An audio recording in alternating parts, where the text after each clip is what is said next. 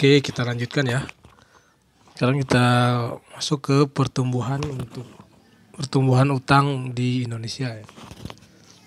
Oke, sumber utang ya kita bagi jadi 4 ini: sumber utang, jenis utang, kemudian lembaga pengelola utang, kemudian utang luar negeri ya pada tahun 2021 ya, perkembangannya sekarang seperti apa. Pertama, sumber utang ya. Sumber utang itu bisa berupa pinjaman bilateral ya dari negara maju yang bisa mendonorkan uangnya gitu ya, atau bisa diutang. Mungkin pertama dari Amerika atau dari Cina gitu ya. Dan yang kedua multilateral dari, atau bisa juga ya dari Arab Saudi, bisa dari manapun ya, negara-negara maju yang bisa memberikan utang. Kemudian yang kedua multilateral dari lembaga internasional dengan suku bunga rendah. Contoh misalkan dari Bank Dunia. Kemudian jenis utang ada 3. Yang pertama kredit bank umum, yang kedua obligasi negara, yang ketiga obligasi korporasi ya. Itu pakainya harusnya R ya, korporasi atau obligasi perusahaan. Kemudian lembaga pengelola utang ya di Indonesia itu ada di bawah Dirjen atau Direktorat Jenderal Pengelolaan Utang Negara ya, yang di bawah Kementerian Keuangan. Kemudian posisi utang luar negeri Indonesia tahun 2021 atau kita singkat ULN, utang luar negeri, itu tercatat sebesar 420,7 miliar dolar Amerika Serikat ya. Nah, berapa rupiah? Nah, Anda tinggal kalikan aja dengan 15.000. Ini 420,7-nya itu miliar ya. Jadi bukan rupiah. Jadi kalau dirupiahkan udah sangat besar ini ya. Jadi kalau misalkan kita sederhanakan aja, tinggal tambah nolnya 3 begitu ya, kurang lebih ini mendekati 4 ya, di angka 600 triliun ya.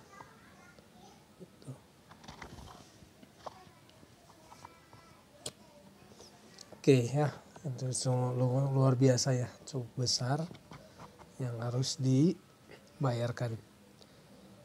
Oke, selanjutnya kita lihat statistik utang Indonesia ya, yang disajikan dalam bentuk infografis ini diambil dari BI ya, website BI.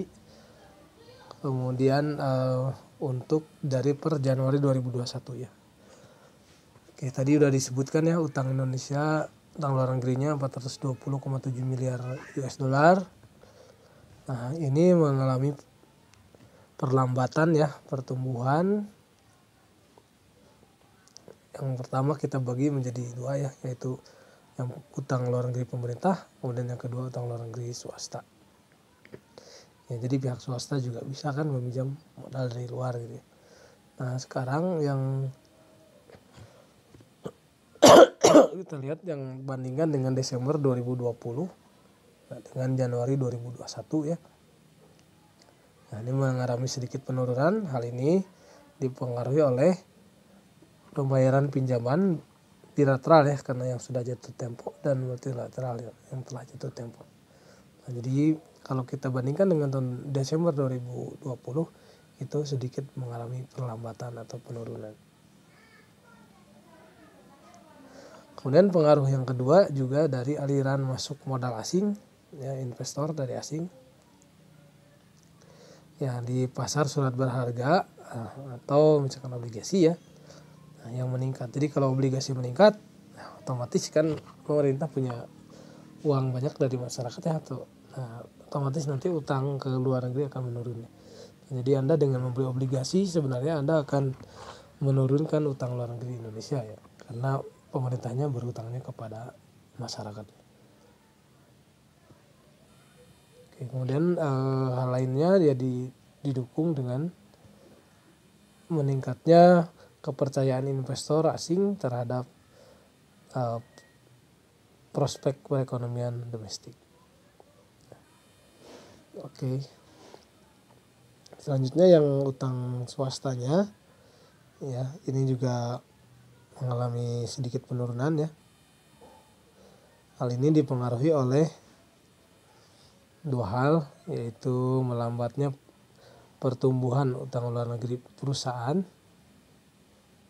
yang bukan lembaga keuangan, kemudian yang keduanya dipengaruhi oleh kontraksi pertumbuhan utang luar negeri lembaga keuangan yang lebih dalam. Oke, itu posisi untuk utang 2021 baik pemerintah maupun swasta ya. Nah, selanjutnya ini pengelolaan utang luar negeri Indonesia ya. Itu pembagiannya yaitu 17,6% pada sektor administrasi pemerintah, pertahanan dan jaminan sosial ya. Kemudian 17,1% ya, nah, terbesar kedua setelah yang tadi itu pada sektor jasa kesehatan dan kegiatan sosial ya. Nah, ini juga kita harus pahami karena saat ini dalam masa pandemi ya. Jadi yang diprioritaskan itu adalah sektor kesehatan dan keselamatan penduduk Indonesia. Maka masuknya ke sini ya, sektor kesehatan. Kemudian 16,2% masuk ke sektor jasa pendidikan. Ya. Jadi utang itu dibagi-bagi lagi ya untuk kebutuhan pemerintah. Tadi kan untuk menanggulangi defisit APBN. Kemudian yang 15,2% itu pada sektor konstruksi. Nah, mungkin ini yang hangat atau bisa kita lihat saksikan di media ataupun dimanapun. Di daerah-daerah Anda juga ya pembangunan infrastruktur sekarang sangat gencar gitu ya. Oke, ini dari utangnya luar negeri. Kemudian 13,0% itu masuk ke sektor jasa keuangan dan asuransi. Gitu ya. Jadi untuk menjaga kestabilan keuangan. Oke, selanjutnya kita lihat perbandingan utang luar negeri terhadap PDB. Produk domestik bruto ya. Oke, menurut BI ya struktur utang luar negeri Indonesia tetap sehat ya, dengan didukung penerapan prinsip-prinsip kehati-hatian dalam pengelolaannya ya. Ini tadi sudah disampaikan di awal bahwa dikelola di bawah Dirjen Pengelolaan Utang Kemenke.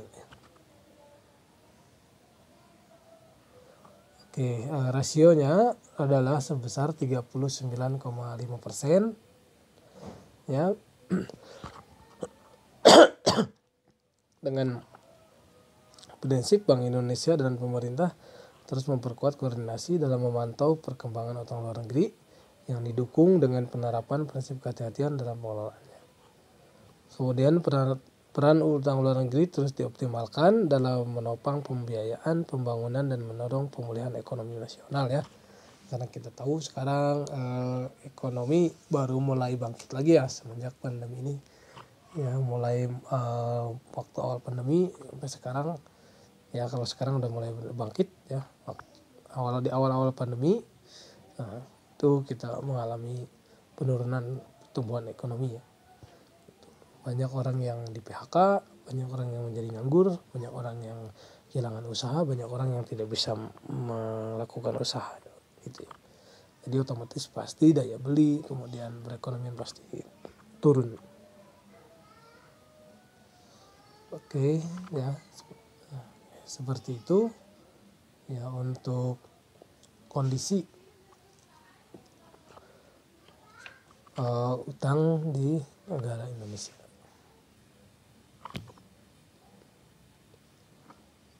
Oke, selanjutnya kita akan bahas pengaruh suku bunga terhadap utang.